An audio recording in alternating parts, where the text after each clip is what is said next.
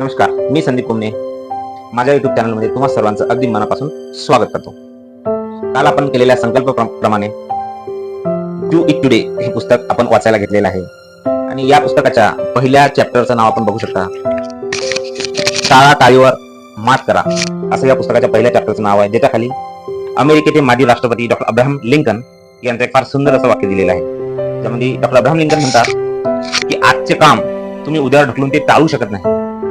उलट पक्षी ते काम जर तुम्ही उद्यावर ढकललं तर ते आजच्यापेक्षा अधिक क्लिष्ट आणि अधिक वेळ खाऊ होणार आहे. त्यामुळे जेवढं शक्य होईल तेवढं लवकर आजचं ठरवलेलं काम तुम्ही आजच पूर्ण केलं तर ते तुमच्यासाठी फायदेशीर राहणार आहे. आजच्या या चॅप्टरचा सारांश असा आहे, कारण की पूर्ण चॅप्टर वाचायला आपल्याला भरपूर वेळ लागणार आहे आणि रील्सच्या या जमान्यामध्ये एवढं व्हिडिओ कोणी बघत सुद्धा नाही.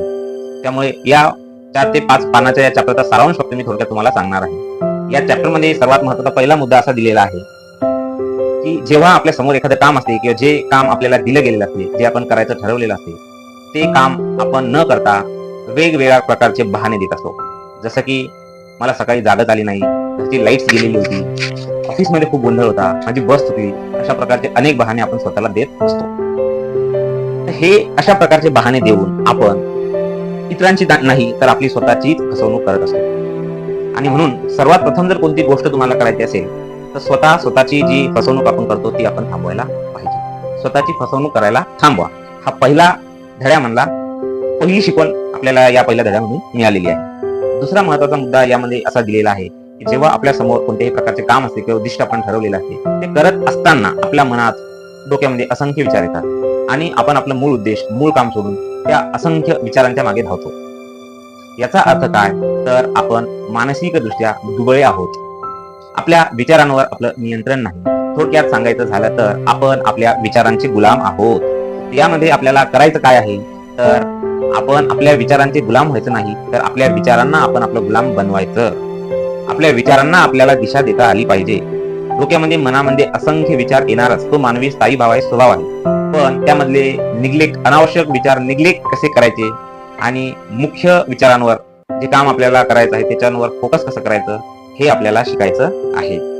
त्यासाठी काही सवयी या पुस्तकामध्ये दिलेल्या आहेत. त्यामध्ये सगळ्यात पहिली महत्वाची सवय म्हणजे तुम्ही डायरी लिहायला सुरुवात करा, ज्यामध्ये तुम्ही उद्या जे काही कामं करणार आहात त्या कामांची एक यादी बनवा.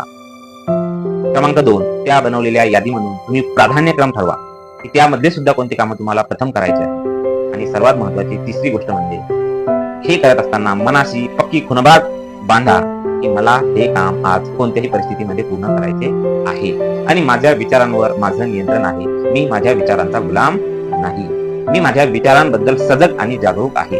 त्याला इंग्लिशमध्ये माइंडफुलनेस असं आपण म्हणू शकतो. तर अशा प्रकारे आजच्या या पहिल्या धड्यामधून आपण हा लेसन शिकलेलो आहे. उद्या भेटूया नेक्स्ट चॅप्टरसह. तोपर्यंत आपली आणि आपल्या परिवाराची काळजी घ्या आणि हो, शेवटी या व्हिडिओला लाईक करायला विसरू नका. धन्यवाद.